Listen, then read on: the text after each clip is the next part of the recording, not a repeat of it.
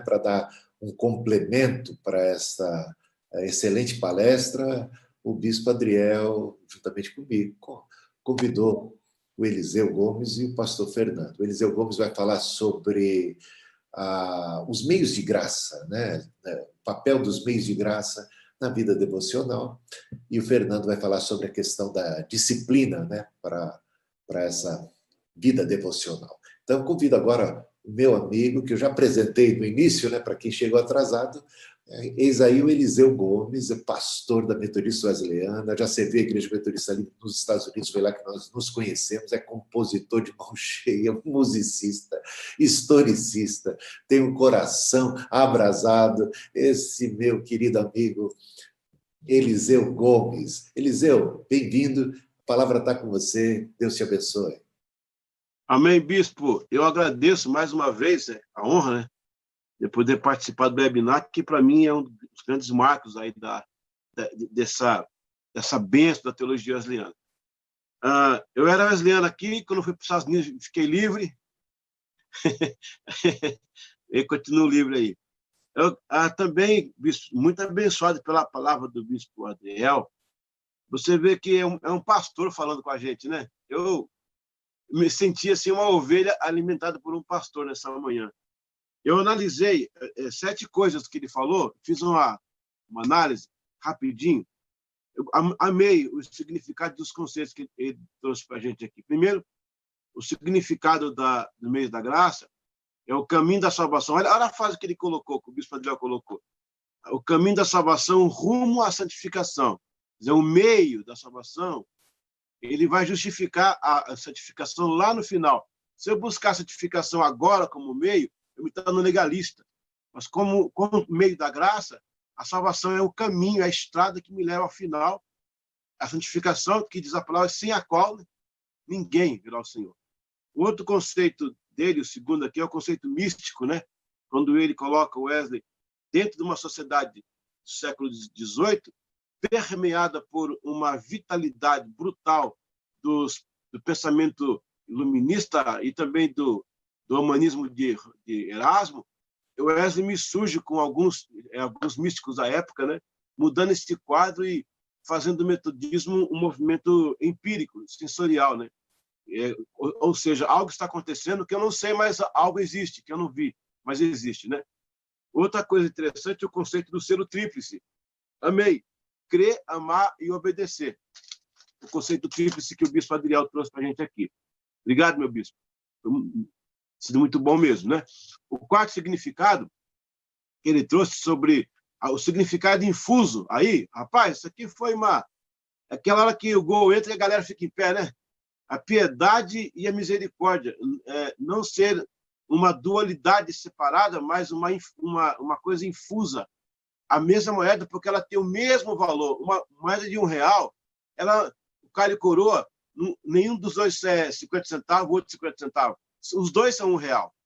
Olha que interessante isso. Eu coloquei aqui um significado infuso. A piedade e a misericórdia como parte do mesmo preço, do mesmo valor. Ou seja, uma complementa a outra, né?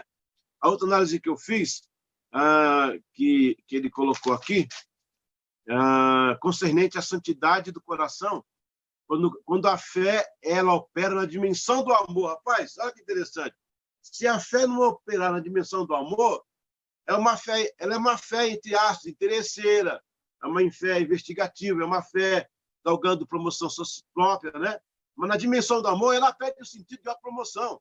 Ela perde o sentido da promoção, ela ganha o sentido da vida, da comunidade, como chamava de conferência cristã, né? Bom, agora eu vou parar aqui um pouquinho, que tem mais uma...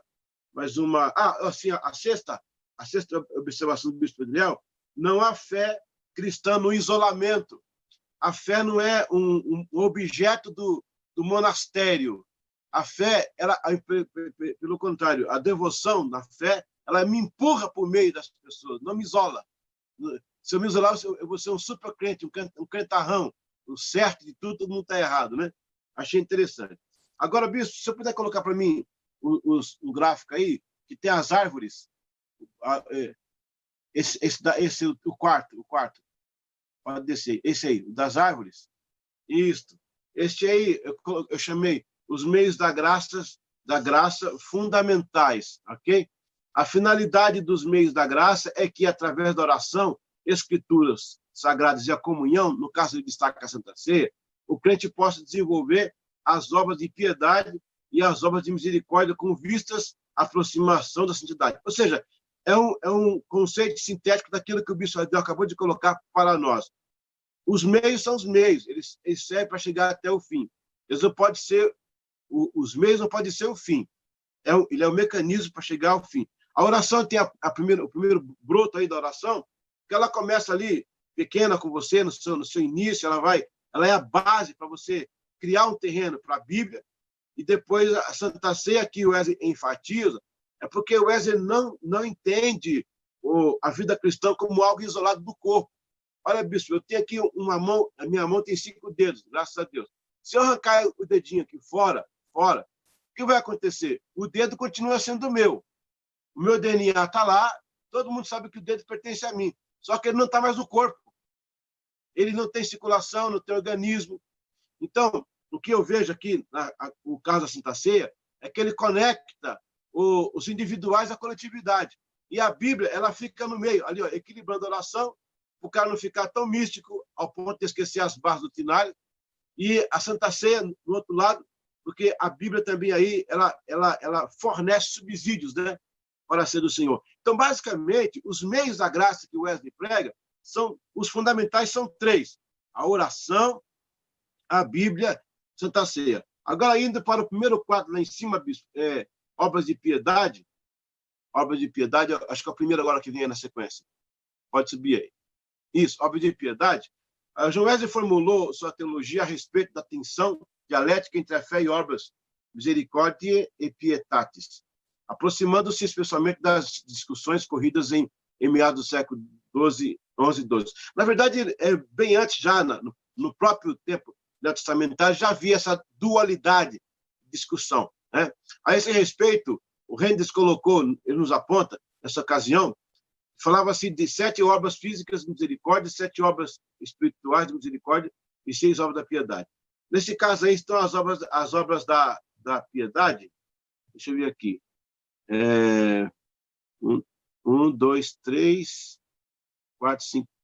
Não, uma aí passou. 1, 2, 3, 4. Não, tá certo. A numeração está errada aqui, ó. 1, 2, faltou 3.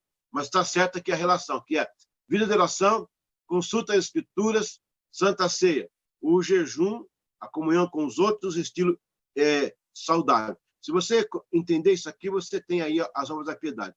O próximo quadro, as obras de misericórdia física. Alimentar os famintos, dar beber a quem tem sede, vestir os nus, hospitalidade, visitar os doentes, visitar os presos, sepultar os mortos. Ou seja, o fruto direto da obra de piedade ocasiona aqui. O que vai acontecer, muitas vezes, bispo, é que, no modo de a gente ver a vida, é meritória, né? Eu faço para ter. Não é no caso desse aqui. Na verdade, o Wesley aqui está contrariando o Concílio de Trento, quando o artigo 9 diz que a salvação, o caminho da salvação são a prática de obras mesmo. Você tem que produzir o reino, fazer.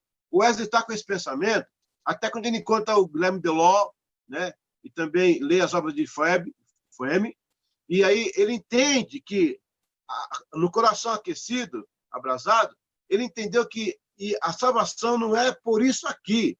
Isso aqui é depois da salvação. Ou seja, eu não produzo porque vou ser salvo, eu produzo porque sou salvo. Essa é a grande mudança. Então, eu sou salvo, eu conheci a Deus, eu tenho um profundo vida de oração ali, palavra, então agora sim eu vou produzir, porque eu tenho, né? E no próximo quadrinho, as obras de misericórdia espirituais, instruir os ignorantes, consolar os com dúvidas, advertir os pecadores, suportar injustiças com a paciência, perdoar as ofensas de bom grado, confortar os aflitos, e orar por todos. Aqui tem uma expressão também, orar por vivos e orar por mortos. Na época dele era comum, mas não era relevante para ele, por isso que não vamos tocar muito nisso aqui. Então, também entra no mesmo quadro. A vida devocional na tradição wesleyana, ela produz. Ela é fruto de uma experiência de salvação que produz essas coisas aqui. Então, é interessante. Agora, vendo aquele último quadrinho do DNA, eu tenho as 4 ênfases dos meios da graça. A primeira ênfase, os meios da graça não funcionam se não for através do Espírito Santo. Ou seja, meios da graça fora do Espírito Santo é praticamente um legalismo. É um fazer para mostrar. É o cara pegar a cesta básica e tirar uma foto, uma selfie, mostrando, estou entregando cesta básica. Aquilo que me deixa muito chateado é o Natal. Natal solidário. Estamos aqui fazendo comida para o Natal das crianças e o carrinho. Meu Deus do céu, e os outros 364 dias do ano? Não vai ter Natal para eles também? É só no Natal? Então, quando eu tenho uma fé efusiva, ou seja, o fruto da minha vida com Deus, o meio da graça, ele me impulsiona a trabalhar, e isso só pelo Espírito Santo. A ênfase 2, os meios da graça não substituem a salvação em Cristo Jesus. É exatamente isso aí. Essa é a salvação pela fé, é o que Lutero pregava, é o que Wesley ouviu no prefácio do dia 24 de maio, é o que ele pregou. É por isso que ele foi, de certa forma, evitado pela Igreja Anglicana, porque meu Deus do céu, eles chegaram a chamar isso aqui de nova doutrina, os anglicanos, né? Os meios da graça não substituem a salvação. Pelo contrário, os meios da graça são frutos de quem é salvo, né? Terceira ênfase, os meios da graça não são legítimos sob uma capa de religiosidade ou um dever apenas. Ou seja, Bispo Adriel, corroborando o que o irmão falou, se eu for orar, ler Bíblia, participar da ceia e fazer as obras de piedade e caridade, porque eu tenho que fazer, porque, abre aspas, é um dever wesleyano, fecha aspas, então, meu filho, nós, na verdade, estamos discutindo aqui religiosidade e não meios da graça. Então, eles são ilegítimos quando operados sob esta ótica. E a quarta e última ênfase, os meios da graça não alteram o princípio da salvação pela fé. Eles nem são a graça preveniente. Eles são o pós. Eles são o pós. É muito legal quando o Wesley reloca, né, esse antes para o pós.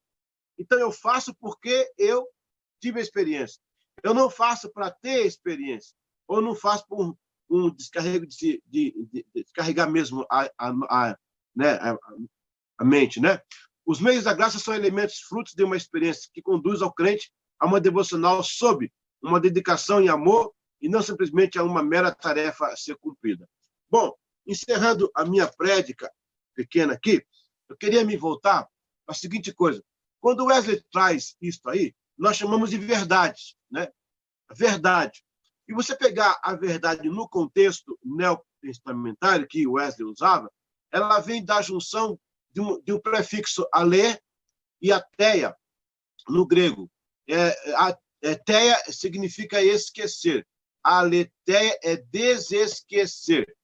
Quando alguém morria, os gregos davam uma palavra sobre teia, leteia, né? Leteia.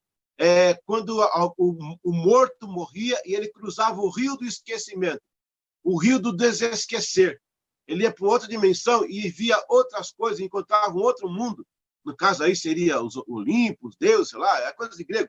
Mas é interessante como eles colocam que Paulo e a Bíblia, lá em João, ela põe essa frase ali, essa palavra ali, né? A verdade, a aletheia.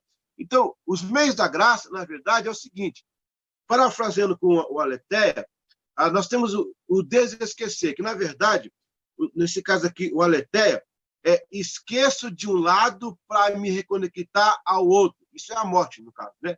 Algo que está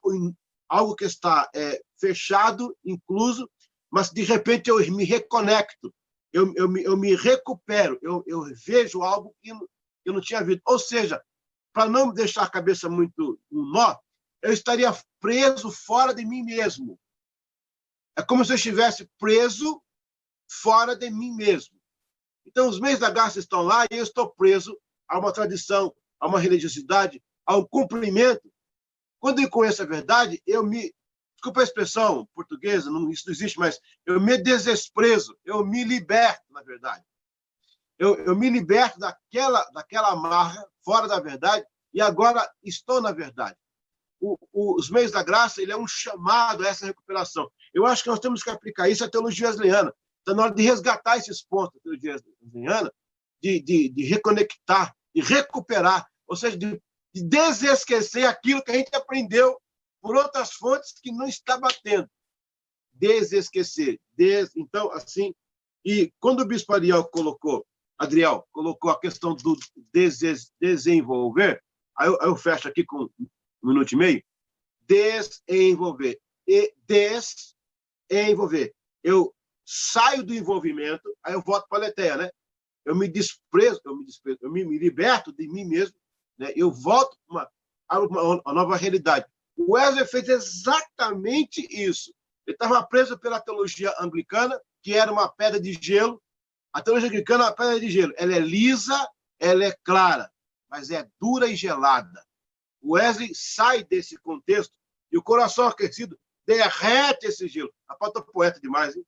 O coração aquecido derrete esse gelo, né? E essa água, ela banha todos, trazendo essa aletheia, a verdade, uma coisa que estava preso, inócua, escondida, e agora salta aos olhos. Convido aos wesleyanos que estão participando desse webinar que vamos evidenciar os meios da graça. Como disse o bispo Ariel, essa moeda de valor que é infusiva, em valor só. E, através desse meio da graça, manter a chama do avivamento wesleyano viva, né? E o mais bonito nisso é que no livro que o senhor prefaciou, o livro do Steve Hopper, isso? É o Meios da Graça, a tradição wesleyana, a devocional wesleyana, o senhor prefaciou esse livro aí. Ele fala que o Meios da Graça não pode ser uma tarefa da vida, é a vida. Ou seja, eu não me levanto com a listinha, vou fazer isso, isso. Não, eu me levanto para viver isso. A oração, a leitura, a comunhão, esses são os meios da graça fundamentais que desdobram naqueles outros mais. Amém, bispo? Eu agradeço por atrapalhar, que estava tão bom, e tentar dar a minha contribuição. Glória a Deus. Não atrapalhou nada, uma benção. Você sempre é uma benção, amigão. Muito bom, né? Obrigado por sua preciosa contribuição, né? E faz muito bem a gente poder ter essa composição de forças aí. Olha só, Bispo Adriel, Pastor Eliseu Gomes,